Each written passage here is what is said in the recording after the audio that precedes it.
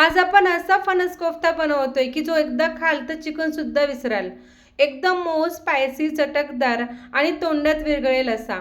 ही कोफ्ता कधी खाल्ली ना तर तुम्ही चव कधी विसरू शकणार नाही. या रेसिपीमध्ये मी अशा काही सिक्रेट ट्रिक्स शेअर केल्या आहेत की ज्यामुळे तुमचे कोफ्ते सुद्धा असेच एकदम मऊ आणि तोंडात विरघळतील असे होतील. कोफ्त्याची चव तर एक नंबर आहे आणि या कोफ्त्याची जी करी आहे ती सुद्धा एकदम अफलातून आहे.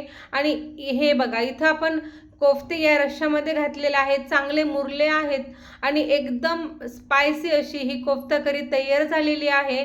आणि इथे तुम्हाला मी दाखवते बघा कोफ्ता तोडून.